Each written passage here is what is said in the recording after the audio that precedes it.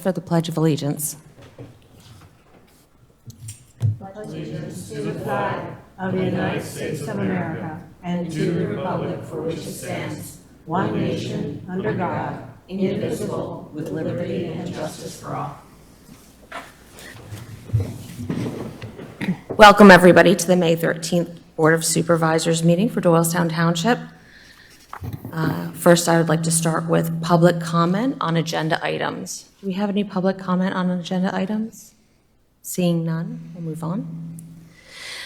Few announcements today. The next regular meeting of the Board of Supervisors will be held on Tuesday, June 17th at 7 p.m.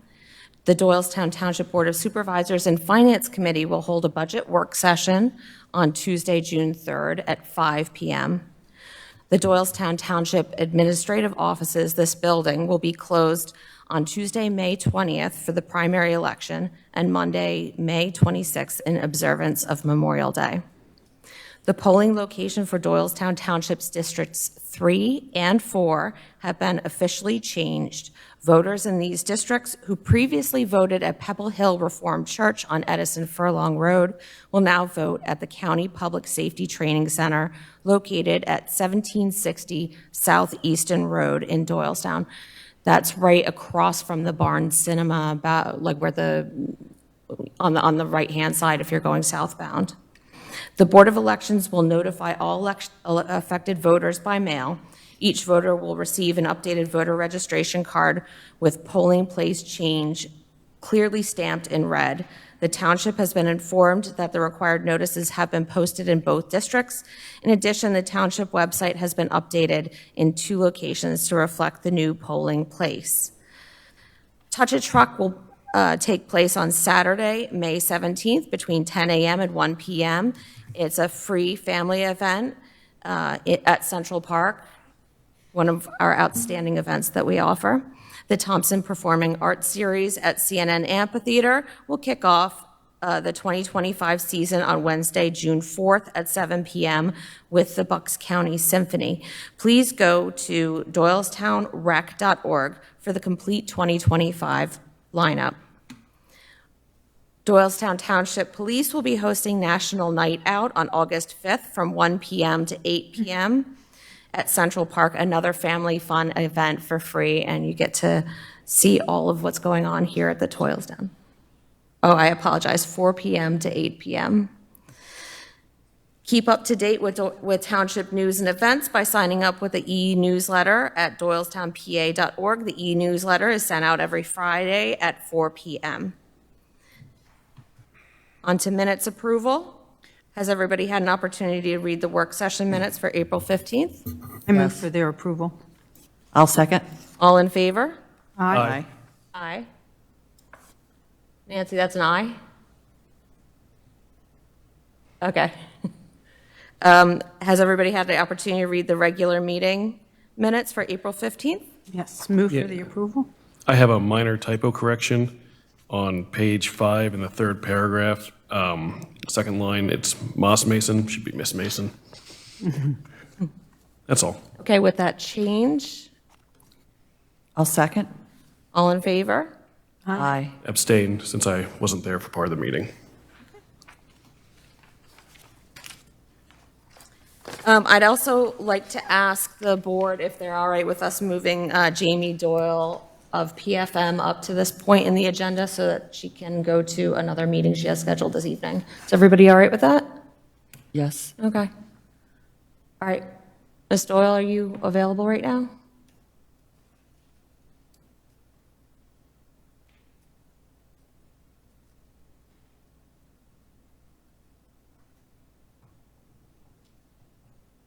We seem to be having some audio issues at this moment.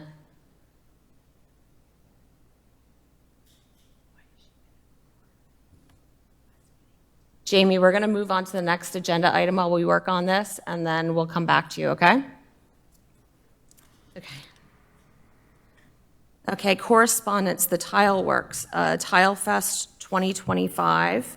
They're looking for a waiver of their fee. So moved, $150 waiver. A second. All in favor? Aye. Aye. County of Bucks Almshouse redevelopment, the DCED grant funding, mixed-use housing acknowledgement. Would you like to? Certainly. The letter's pretty self-explanatory from Evan Stone, Executive Director. They've been working with the state on some grant possibilities for their plans for the future at that location. And they have a grant opportunity and are just looking for us to provide a letter of support. Obviously, any and all changes to ordinances and stuff like that in the future will all come through the township at that time. But there's a small window. They have to have everything submitted to the state by June 2nd. So looking for the board's authorization to send the letter. So moved. I would like to raise a few issues about that letter. My understanding is the county had come to planning and had asked about putting some kind of housing, and the planning committee came back and asked for them to have a real plan. Jen, I know you had talked about it at another meeting. I think it's premature for us to support that. There were lots of concerns about infrastructure, that there was no plan for the entire space, parking, traffic patterns, and actually even the location to the prison. So I don't feel that it's a good idea to endorse this letter at this point. The board has not really discussed it, and it will have a major impact on our community and all these things I just mentioned. So I'd like to, I know they would like our letter, but I don't think it's appropriate at this point. That's my feelings on it.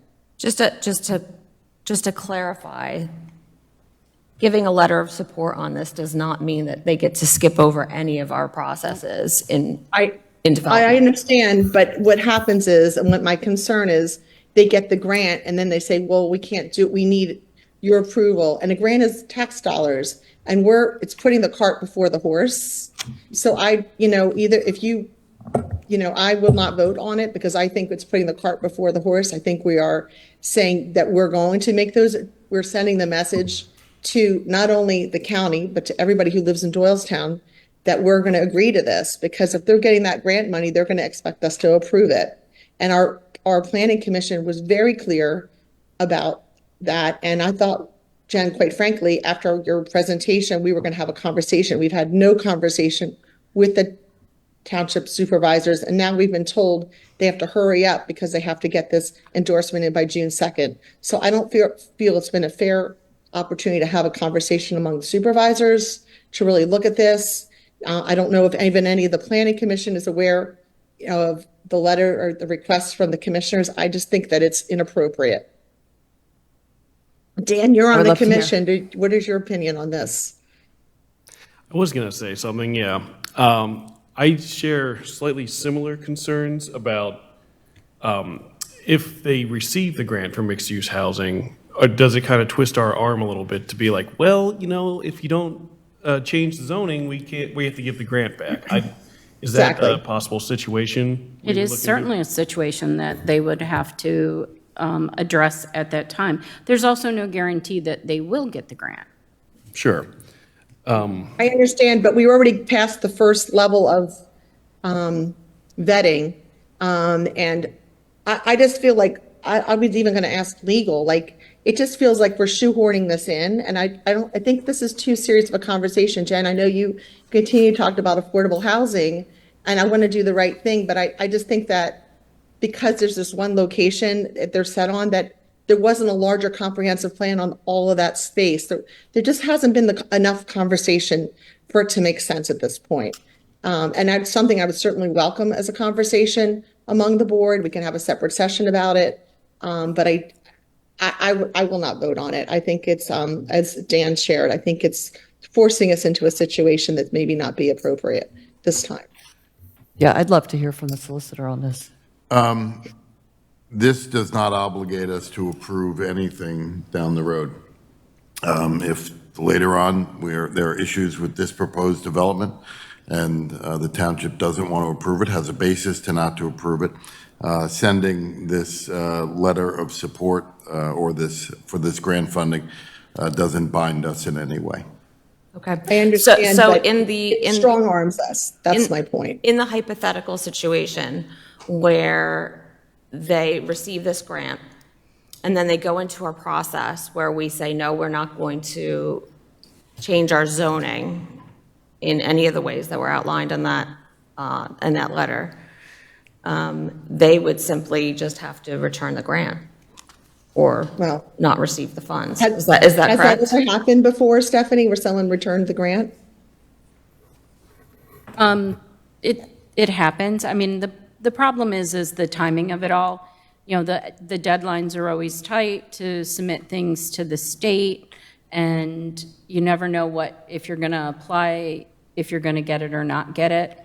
And, you know, I know they're being hopeful that they'll get the grant and they'll be able to use it for the process. The question really is, you know, how long of a, and usually it's like a 3 to 4 year period when you do get a grant that you have to expend the funds. They may be able to use it maybe on another property or something that they have, who knows? But right now, they've sent the correspondence. I needed to share it with the board, and if the board is not comfortable with it, then I understand that. But I also take into account what Mr. Clark said. We're not, just because we support them applying for a grant, doesn't mean that they're going to get the grant, or that at the end of a zoning land development process that the board will approve anything. Could be completely different. We can also redraft our letter to reflect our concerns and limitations, Correct.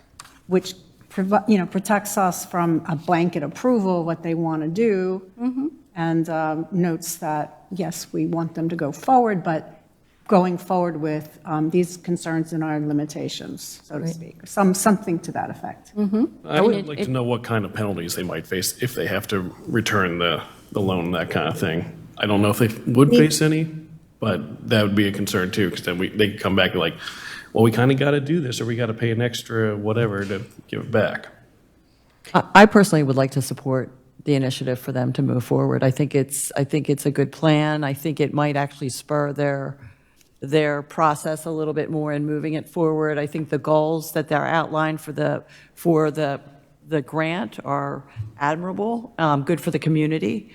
And if Bucks County Planning Commission can get something together in working with the township that works for the community, and there's no downside because we don't have to approve anything, I think we should vote yes to make the amendment with the changes that Ms. Lyons suggested. Judy, the issue is not against affordable housing. My issue is that they came to the Planning Commission and presented, and they had a very specific, narrow point of view about putting something on that large acreage. And the Planning Commission came back and said, you need to have a comprehensive plan of Right. all of the space. If you're putting housing in, you need to understand, all the stormwater implications. You need to understand all the traffic implications. And it's a really bad section where Alms House comes down off of 611, where the, Right, shoot, they where's would, that? Nancy, I agree. They would have a That lot, intersection. they would have a My lot of point work to is, do. there are a I- lot of broken pieces, and then now they're coming back. Quite frankly, Commissioner Marseglia has come to our last 2 Bricado meetings, kept asking us to change our zoning. And so it quite frankly really feels as if she's shoehorning it in now through a grant.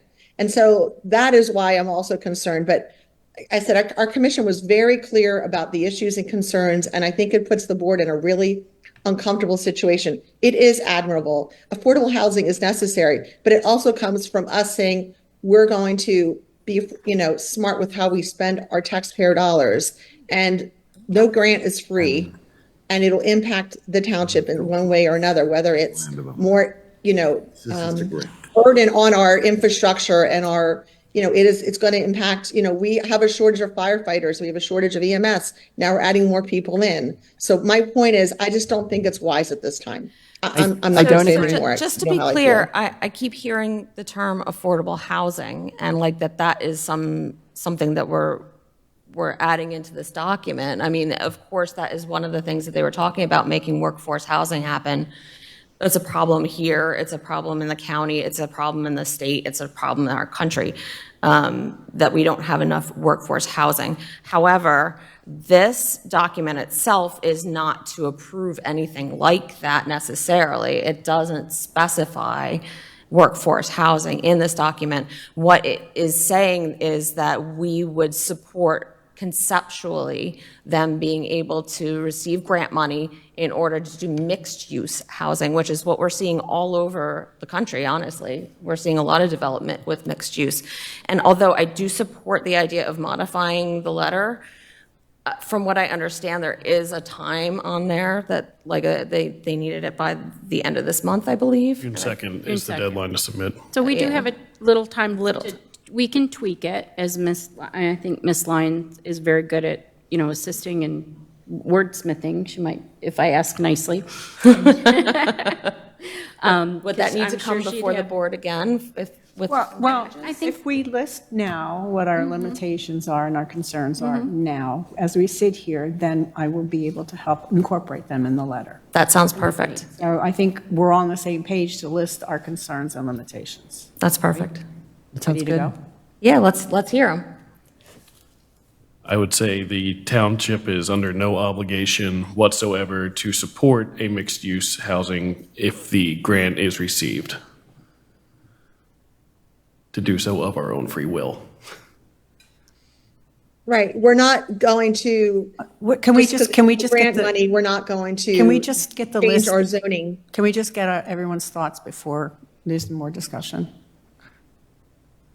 Okay, so the township is under no obligation to support this mixed use. It already states that it has to go through all of our processes, so we don't have to add anything like that in there, I yeah. would just feel a little more comfortable being explicit that. No, I'm just saying that that's not something we need to add as Right. well, because it's already in there, but yeah. I think we need to be really clear, Jen, is that our current zoning, I think you just need to be really clear that our current zoning does not support this. I believe it's And stated although in they the are applying document. for it. Yeah, they do say We cannot that. guarantee, I mean, I think that's all exactly what Barbara said. Yeah, but that is clear in the current letter, that the currently zoned is institutional, and under the present zoning, the regulations for proposed mixed use, and they list a number of items, are not permitted. So, But by they us- know they have to go through a process to get there. And we need to make sure that if their application for a grant, the state needs to understand kind of where they are at this point in time. I understand, but when you say a process, their assumption is they've had a conversation with the township, and township is going to be willing to change the zoning. That's where it that's needs not- to be extremely clear. That very is black not and white. accurate, What Dan said Nancy. and what Barbara said. I think it needs to be extremely clear, because there's too much, you're alluding to too much when you say you're going through the process. What does that mean? I think you need to say, it is not zoned for this. They can apply for it, and we can see if it works. That But is we're not included in the agreeing or current saying we're letter. going to change the zoning at this point. That's maybe included in the letter that's in that's- your packet. They did say that. Well, when you say process, it's a very gray area. It's And not. I think we need to be very black and white. Can we just get down to the 1 or 2, 3 things that we need to Okay. limit in this letter and then move on? Yeah. Is that okay? Okay, what other items are there that we have Can concerns you about? restate what you said? Sure. Well, the township supports the idea of mixed-use housing. The county receiving this grant shall not mandate us to make any changes to our zoning with that plan in mind. I like it. Anything else? Judy, do you have any No. changes? No.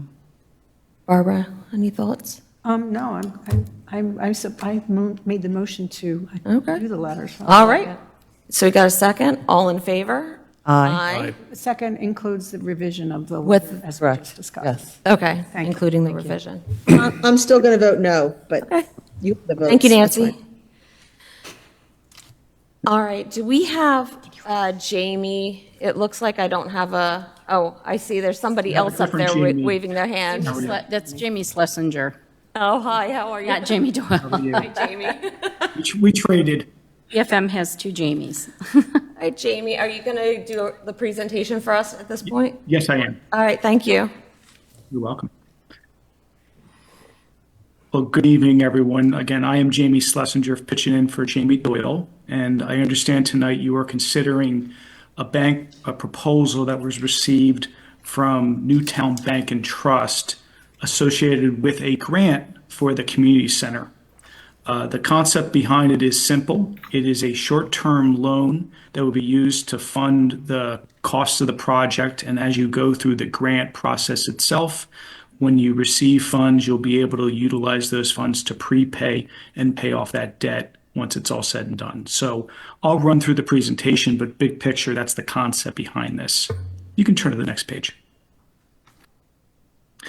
Generally speaking, we've seen the interest rate environment to be, quite volatile over the last month or so. But the bank loan market's a little different than how you traditionally think about the bond market. So when you went out for the process to consider the RFPs, you received several proposals from various banks. You can see from the following pages that you'll see a wide range in interest rates. But overall, the market itself has been quite strong for government lending and certainly for a credit of the township itself. You can turn to the next page. On this page, although it's tough to see for some people, the proposals itself, there were 10 different banks that submitted proposals locally and regionally. As I had mentioned earlier, we evaluate these pretty simply because these are relatively short-term loans. In many cases, we receive fixed rates for all of those. Those interest rates range from 3.55% to high as 5.6%. So when you have a market that's a little volatile, you'll see wide ranges in interest rates. But when you look at this analysis, it's pretty simple to see that the lowest overall interest rate was the one we would go with. We wanted to make sure that the bank offered reasonable fees and if the loan was prepayable anytime without penalty. So in this case, the first proposal that's received on top from First National Bank of Newtown was our recommendation here at 3.55%. You can turn to the next page. This is just a summary of what the amortization schedule looks like. This is a little different than you might see from traditional bond issues or long-term bank loans. Because this is essentially a grant anticipation loan, ultimately, what we're looking for is essentially a balloon payment that would occur on December 1st, 2026. In that case, the principal that is due is going to be $2,435,000. That's a little bit lower than we originally budgeted because cost of issuance came down a little bit based on our estimates. Again, that rate at 3.55% would essentially allow for a few interest payments. Again, what's important here, should you receive grant funding earlier than you anticipated, you could prepay the loan a little bit earlier, and of course that would reduce the interest expense that the township would pay. Important to point out here is if we do receive that grant funding and you do pay off that debt, you can go back and tell the Commonwealth of Pennsylvania that the debt is no longer outstanding, and then this debt would disappear off your books ultimately. So you'd have more borrowing capacity for future borrowings if you needed it. You can turn to the next page. This is just a summary of the sources and uses of funds, almost like a settlement sheet that you'd see for your home mortgages. The note proceeds, again, would be $2,435,000. We estimated a deposit for construction fund of $2.4 million, and then the various financing costs tied to this are summarized here, ranging from PFM through bond counsel, solicitor, and the bank fee. What's important to point out is should the township decide to move forward with this ordinance, all the necessary filings that would be done by King Spry would occur over the next week, and then there'd be a 20-day waiting period from DCED, and the plan would be to have a settlement on June 24th. So that's when the funds would be available for the project. And again, the overall interest rate is 3.55%. The balance of the presentation is just the summary of what your outstanding debt looks like. You can turn to that next page, but I'll just show you, if you look in the right-hand corner on number 6, that just shows this balloon payment from the loan itself. And again, that will disappear once the debt is paid off in that corner there. But overall, the township budget's about $1.6 million a year in total annual debt service. So you won't see a major change in your budget because of the anticipation of the grant funding that's being received. And finally, is just a copy of the proposal itself. Again, that would be included in the ordinance. I believe Kevin Reed is there to answer any questions from a legal standpoint. But if anyone has any questions on this presentation, I'm happy to answer it. Does anyone have any questions? No, Mr. Reed is here if the board wants to, do No, I have no questions. you want to do the ordinance? Can we, Mike, can we do that at this What do we time? need to, I'm sorry, can I just ask, what's the total interest we'll pay then in that, until December, saying we, Yep, and Everything assuming it goes to maturity. If you turn back to page 4, whoever's handling that. yeah, I but can't the see it on the total on the page, that's why I asked. It's 124,000 and change. Well, so we're gonna spend 124,000 in interest between now and December of You 2026. That's the total interest expense from settlement. What's important to point out, those funds will be deposited into an investment account. And depending on how fast you spend that money, you would be able to earn on that as well. So it would more than likely offset that cost, so the given the ordinance, interest. the move is on the ordinance, to accept the ordinance and the recommendation of PFM to appoint First National Bank and Trust of Newtown as the lender? Is that what we're doing here, Mike? We can do that at this point. As one? Yes. Yes, you move it on the agenda, you certainly can. And again, Okay. Mr. Reed is here to answer any questions about the ordinance which was drafted. Well, I move that we approve the ordinance and accept the PFM recommendation of First National Bank and Trust of Newtown to be the lender. I'll second. All in favor? Aye. Good. All right, thank you very much. Did you? Thank you, everybody. For any opposed? Oh, any opposed? Nancy, was that an aye? Yeah, she should. That was? Okay, thank you. Thank you very much. Thank you. Okay. All right, back on schedule. Reports, solicitor reports? No report this evening. Township engineer? No report this evening. Chief? Yes, just real quick, we continued with our scam awareness program, and 2 weeks ago, the detectives were at Pine Run Community, and we had over 80 people participate in that. Again, very well received. So I'd like to commend the detectives for what they're doing and the information they're giving, and keep going. That's all. Great, thank you. Director of operations? None. I think he has a couple of things there. Can we consider without him being here to say? Yes. Okay. First, he's got I'm on the right place. Yes, the Community Recreation Center Park Improvement Action Needed on the Bocce Courts Artificial Turf Proposal Award. The company with a $44,000 bid, little over $44,000, was in the information he provided. It's actually lower than what we had budgeted for that. So that would be to Lions Recreation of Stratford, New Jersey for $44,322. I move that we approve the payment to Lions Recreation, no relation, $44,322 for the X-Grass Perform artificial turf for the bocce ball courts. I'll second. All in favor? Aye. Okay, thank you. Okay, and then I believe, yep, Yeah, I Matt's can up handle on the the second green one. light, go. The township solicited bids for traffic signal improvements at Easton Road and Edison Furlong Road. Bids were opened on May 7th of this year. 2 bids were received, and based on a review of the bids, Armor & Son Electric, Inc. was the lowest responsible bidder. We're recommending awarding the contract to Armor & Son Electric, Inc. for the bid amount of $465,000.00. I'll second. All in favor? Aye. Question, when is Armor not the lowest bidder? Rarely in our township. Throughout the county. All right, Andrea? Nothing to report tonight. All right, township manager? Thank you.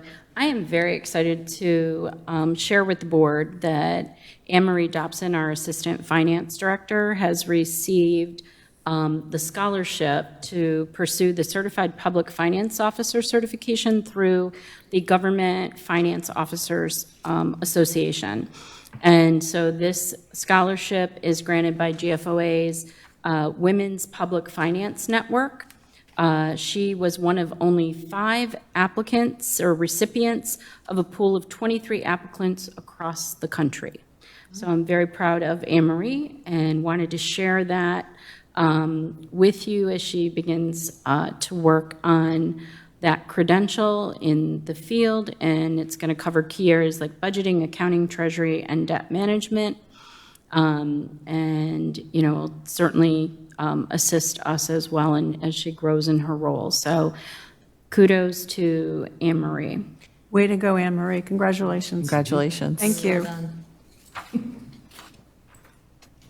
And then the next thing I want to share with the board, again, another positive from our Public Works Department. Chris Mason, Park Superintendent, recently achieved a significant professional milestone. He earned his designation as an ISA Certified Arborist, which is the International Society of Arboriculture.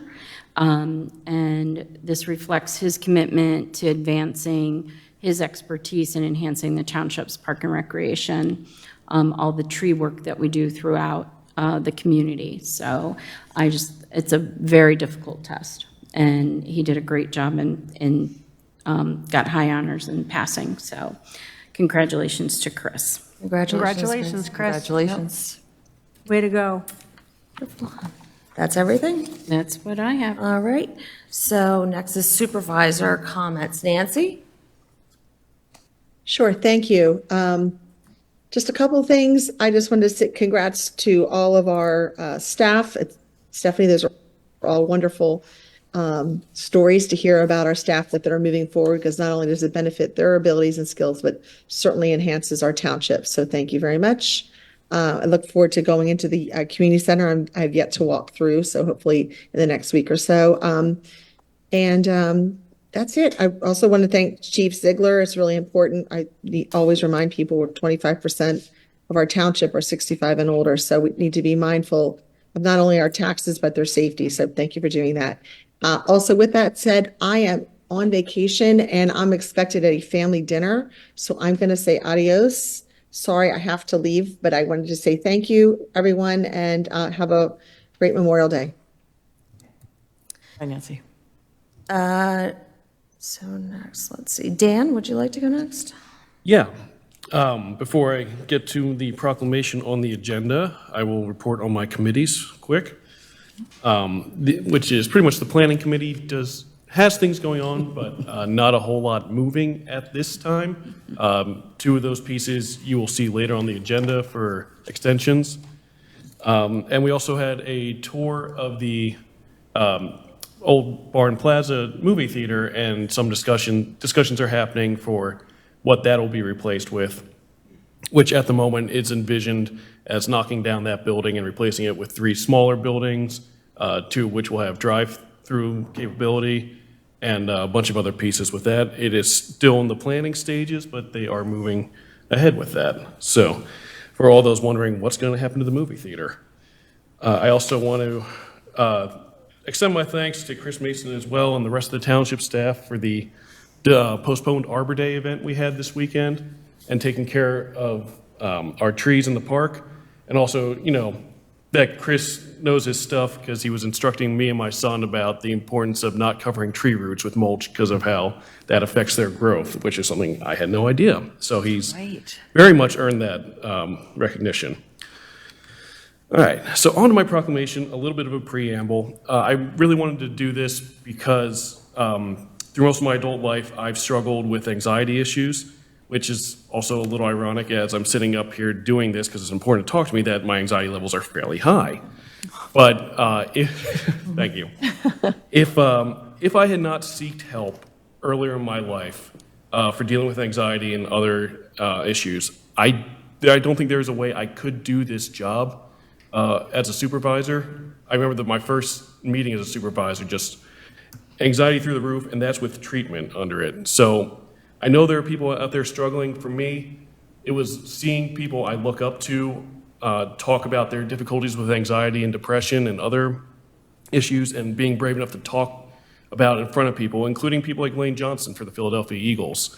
I think it takes a lot of bravery to talk about it. I don't know how many people might hear me talking about this, but if just one person gets a little bit of extra motivation to seek help, it can dramatically improve your life. So with that said, I'm going to the proclamation for Mental Health Awareness Month. Since its inception in 1949, Mental Health Awareness Month has been a time to recognize the role that mental health plays in the well-being of our society and to support those that may need help in their personal struggles. With the past few years of political strife at home and around the world, recovery from an isolating pandemic, and more modern phenomena like social media resulting in more Americans feeling isolated than ever before, the simple act of raising awareness of resources available can make a world of difference for an individual. Individuals at all levels of society, from sports stars to CEOs to average people on Main Street, are susceptible to the struggles that come with mental health, no matter one's successes in life. Because of misconception and stigma, people and families often suffer in silence and don't seek treatment for their condition.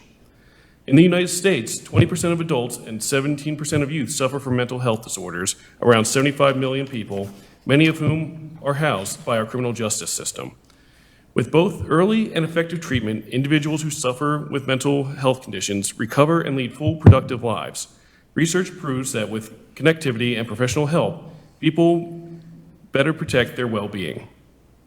May is the time to recognize and support mental health organizations and individuals who provide care for those with mental health conditions, fostering a culture of understanding and compassion.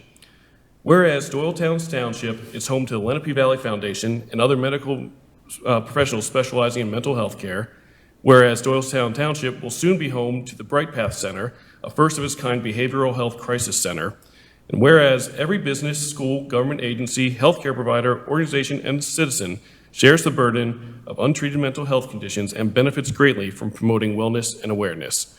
Now, therefore, Doylestown Township hereby proclaims May as Mental Health Awareness Month, duly proclaimed this 13th day of May 2025. So I would like to make a motion to submit that proclamation. Second. All in favor? Aye. Aye. Thank you so much, Dan. Thank you. Along with May being Mental Health Awareness Month, it is also National Military Month, and I would like to recognize and thank those who served in our armed forces.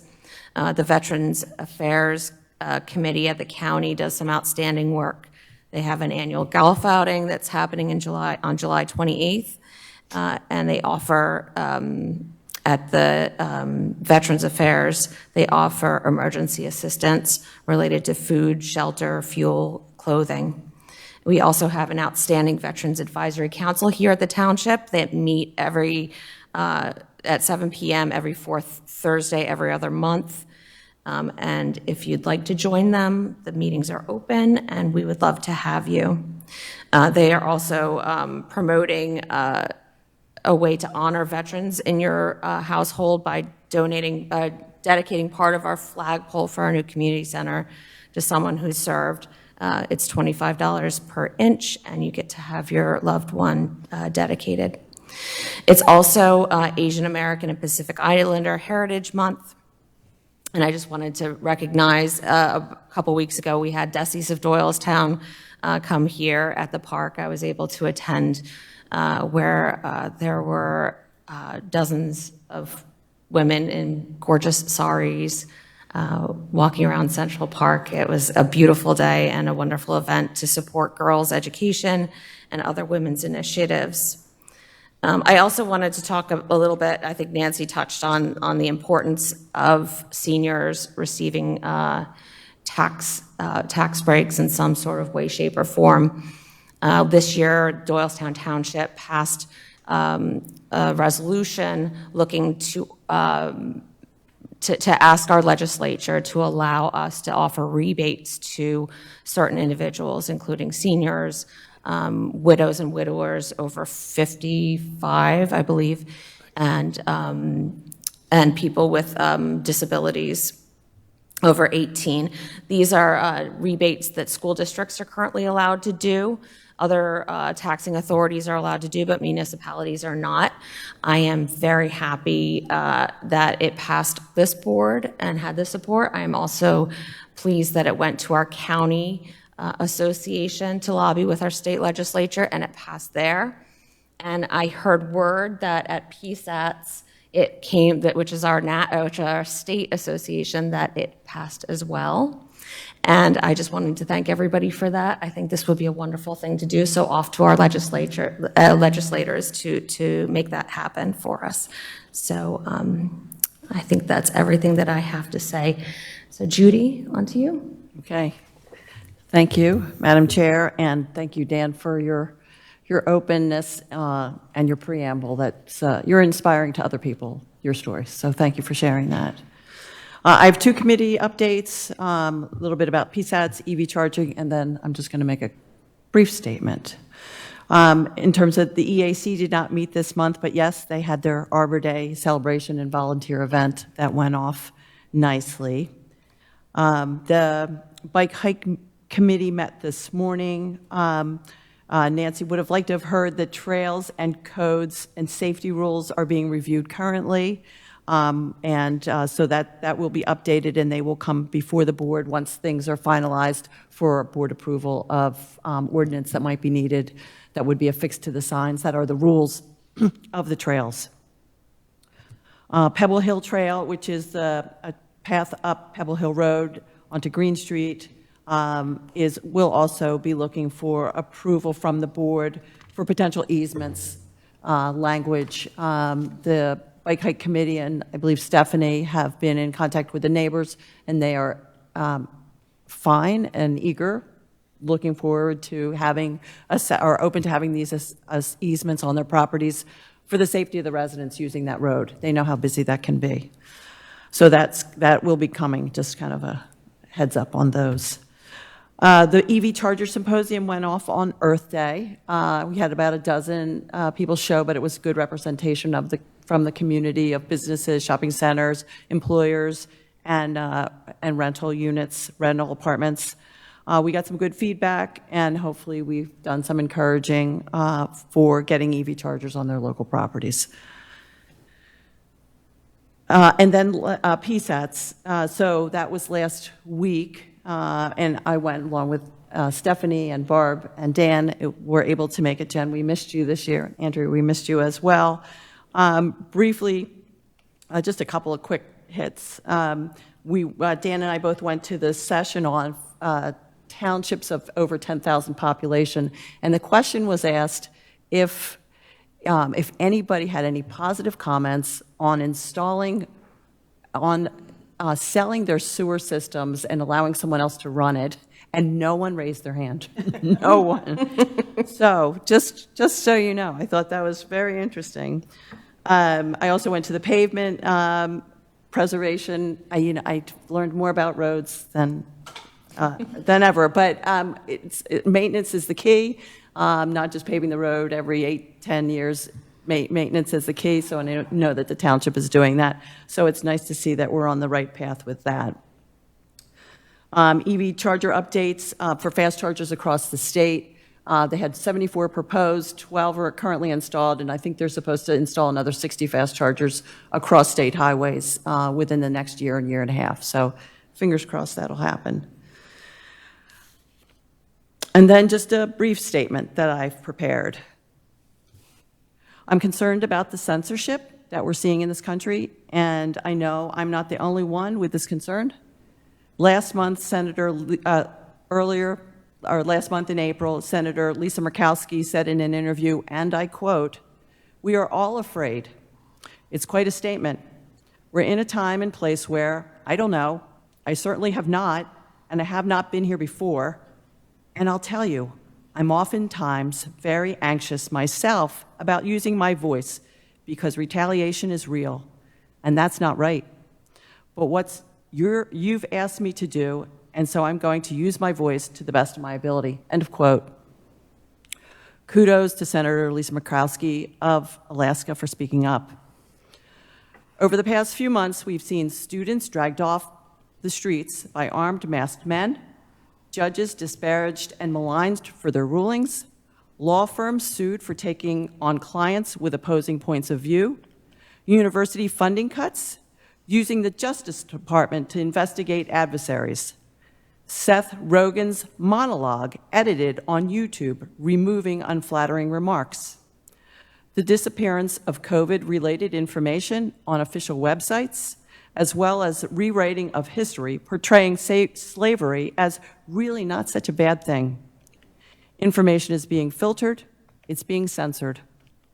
As your elected leader, I feel it's my duty to take a stand and call this out.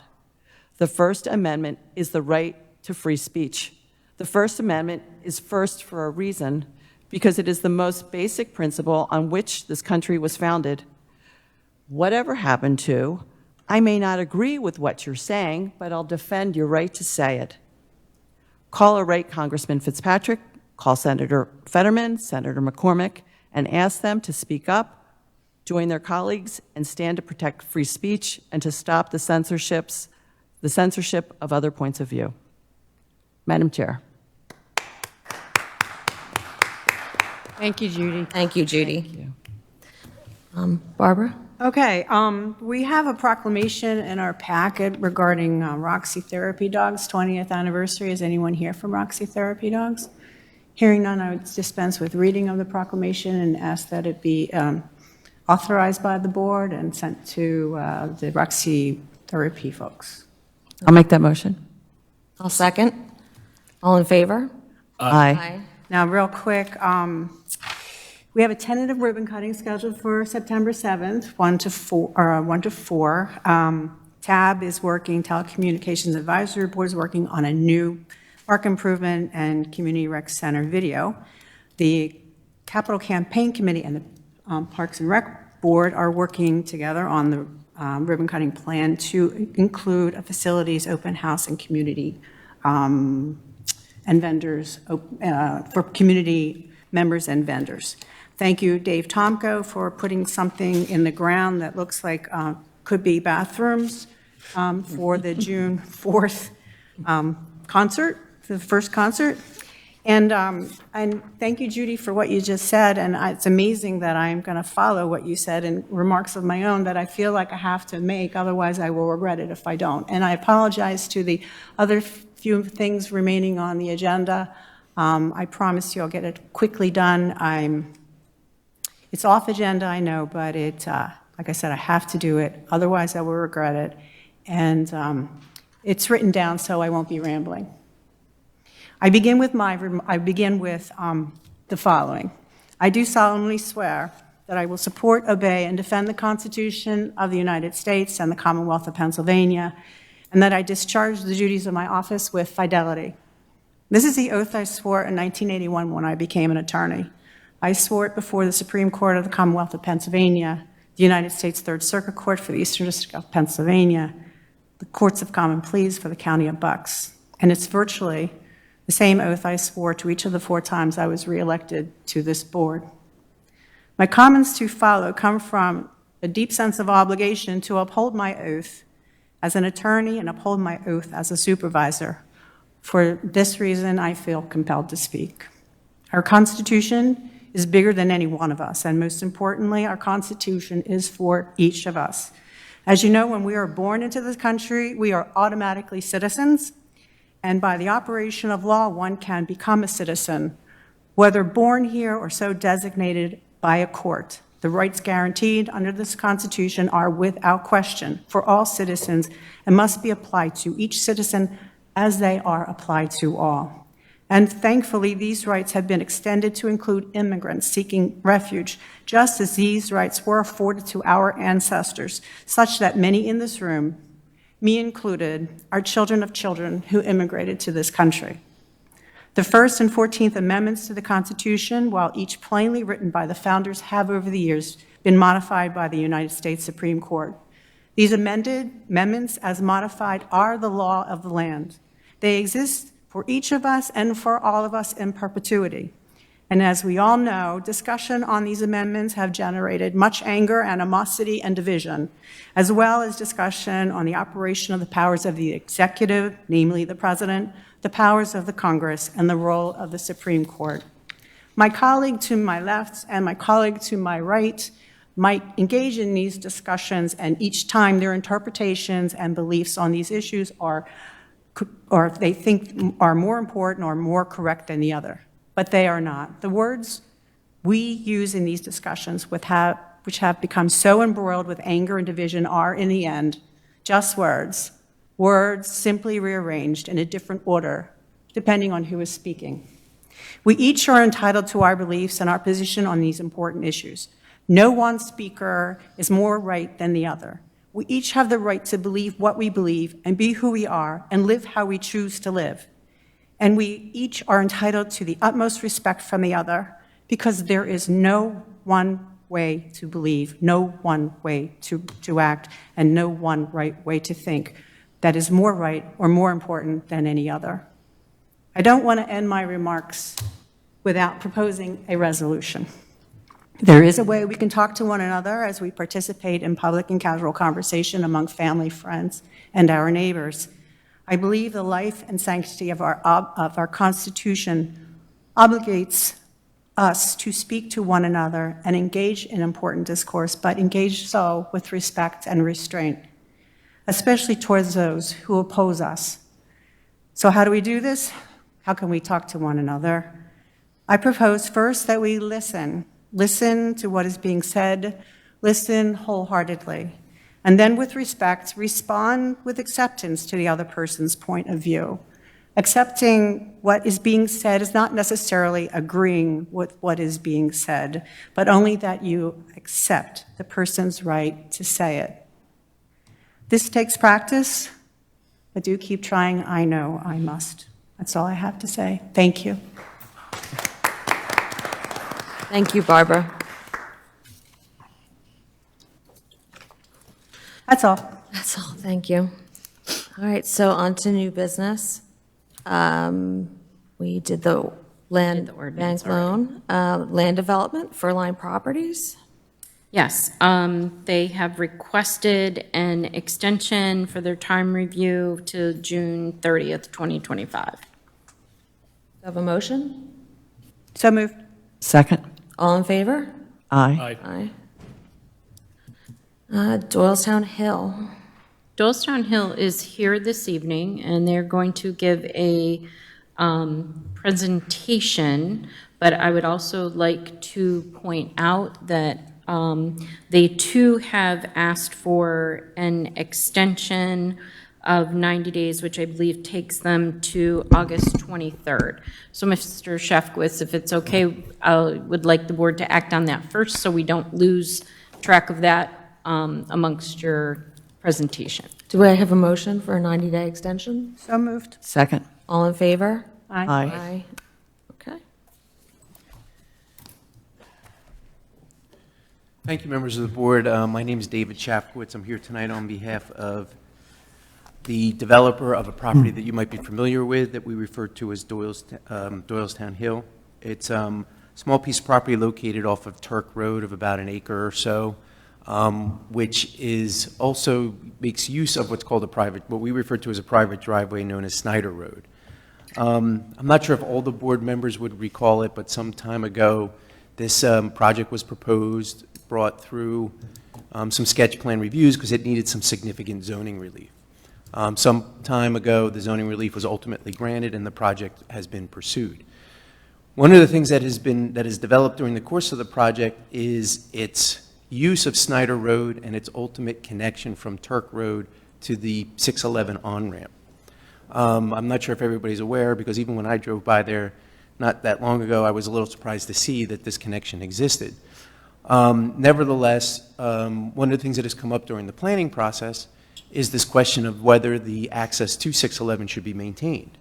And during one of the Planning Commission meetings, the applicant and the adjoining property owners actually came up with the idea, along with some input from Pennsylvania Department of Transportation, as to whether or not this access should be closed. This was discussed in more detail with the Planning Commission at their last meeting. We believe a general consensus with all the stakeholders may have been obtained in terms of how this issue could be addressed. We just wanted to take the opportunity to show this to the board because The next stage for us is to pursue more detailed engineering on the issue, obviously pursue PennDOT approvals, and some other things along those lines, as well as returning to the Planning Commission with a detailed plan. So we just wanted to see if there was a consensus with the board, if there were on the idea and the issue of what to do with the connection of Snyder Road, this private driveway, and the on-ramp at 611. Dave, do you it's mind just- I'm sorry, do you mind backing me up what the development's all about? What do you plan for that I'm sorry? parcel? Can you just, I'm sorry, talking to my light. Can you just back me up a little bit and tell me what you plan for the development Sure. there? What is it you want to do? The plan is showed on the screen. It's a 10-unit, subdivision of townhomes. Interestingly enough, the conversation a little bit today about workforce housing. This was an infill site that was originally zoned commercial, but was occupied and is still occupied by residential dwellings. With not necessarily the support of the board, but certainly no opposition from the board, this particular plan went to the zoning hearing board and received several, maybe a dozen or so variances to allow for this development to occur.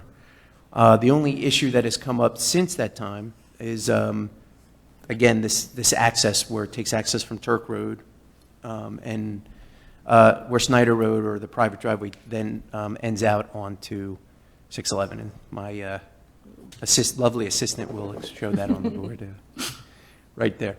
I mean- So yeah, it's a 10-unit townhouse development. There are a group of what I believe is 7 units, 8, thank you, Sam, shown on the top, what we'll perceive as the top of the plan, 2 units on the bottom of the plan. There is an overflow parking area also proposed, and a turnaround area that's also being proposed at the end of Snyder Road. Yeah, so I saw that on your drawings. The turnaround would be if you didn't have the access to is that right?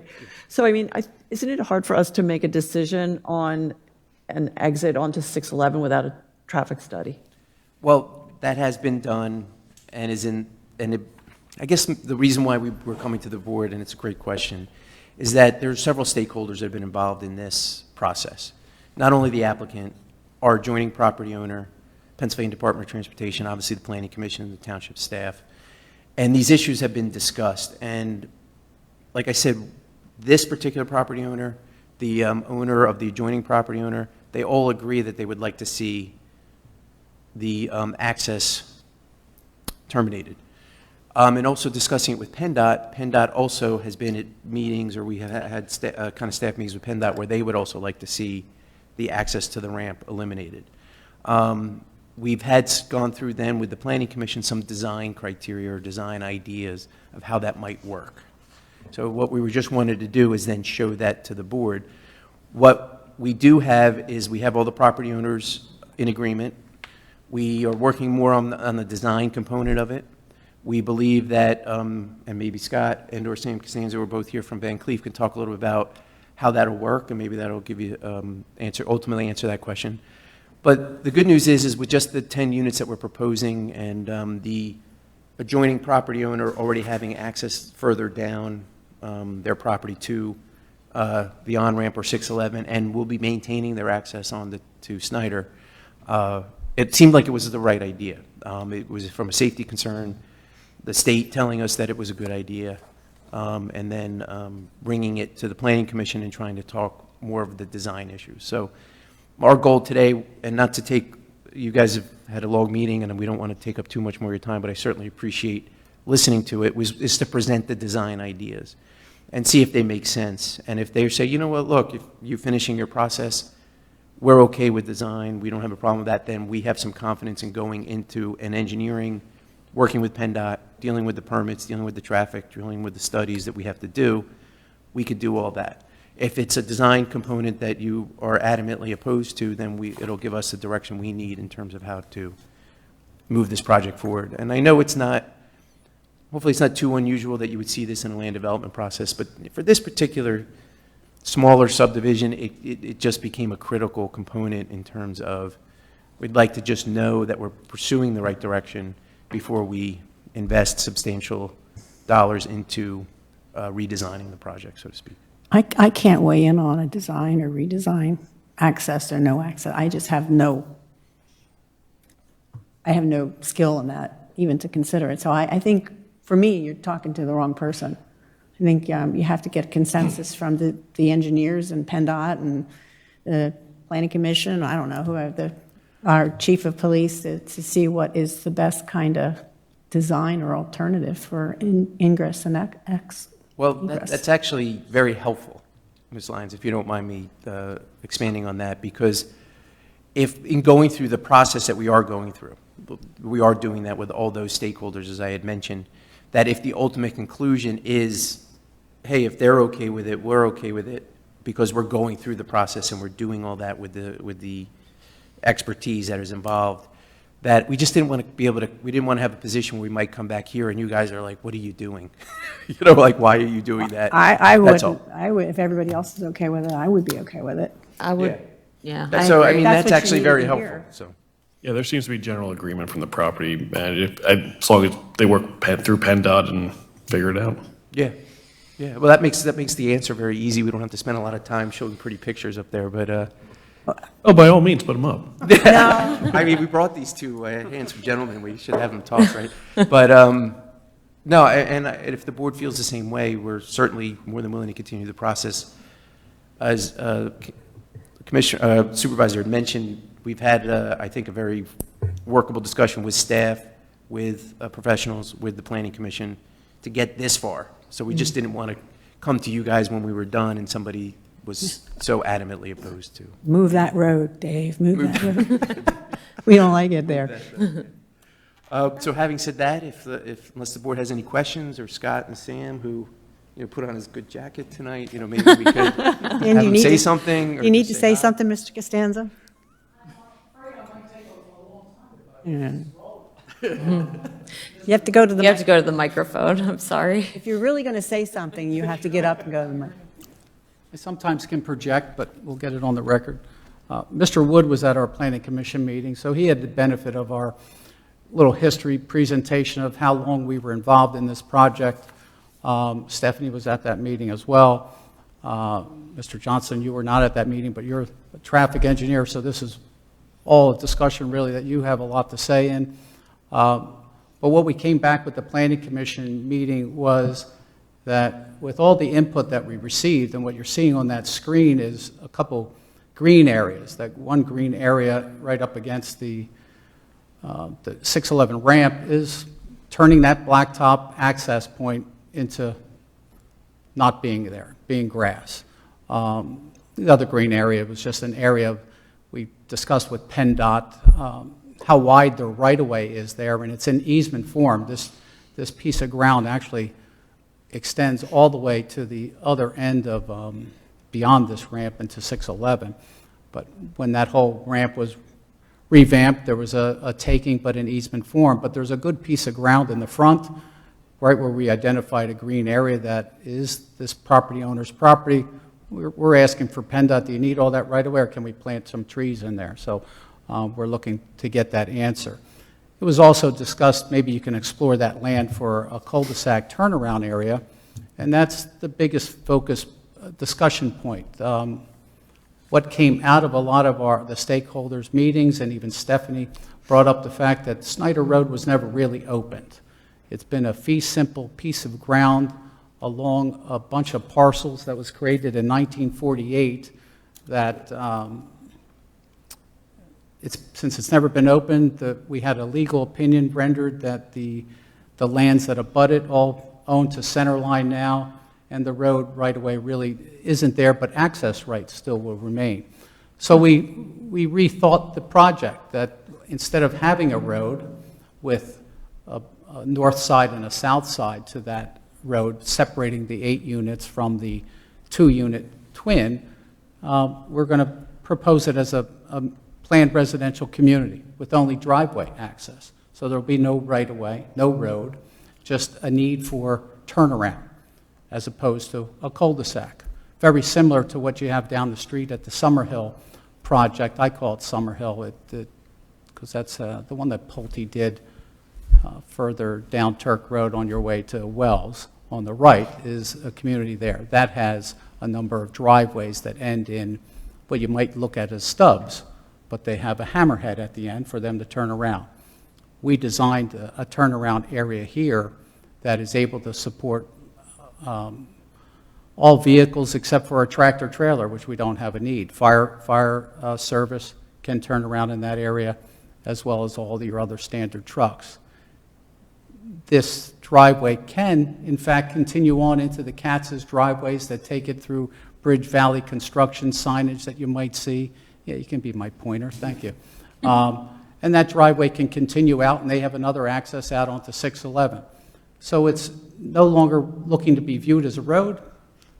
It really helps us not being viewed as a road and a right-of-way because we penalized ourselves with proposing 10 volunteer parking extra spaces that the project doesn't need, but we felt it was a good thing to do.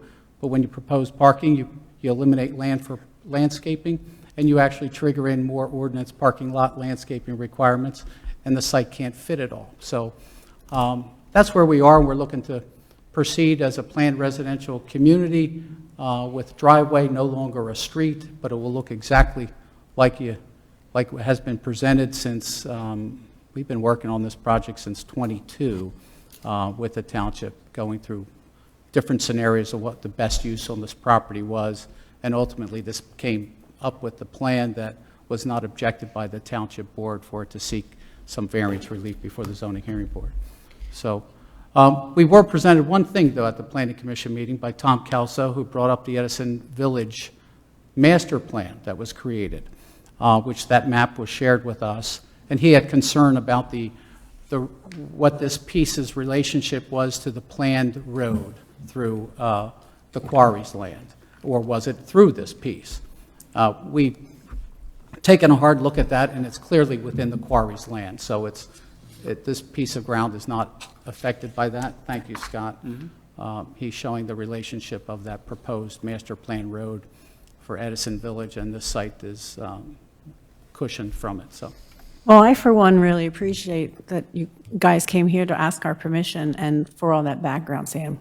All that background. oh, that background. I could keep going. I have slides, too, for you. So it seems. The only thing I wanted to add was I know we had our stakeholders meeting and we had agreed, I guess originally there was not a connection between the two adjacent properties and Turk Road. It was kind of shut off. That's been overcome at this point with your design. It was actually open, but we had it signed to be restricted. Well, you had bollards or a gate Right, for that it emergency would access. still be emergency access. Right, but, so those property owners couldn't get north out of, they'd have to go south on 611. But now they're able to get out onto Turk Road, so that's great.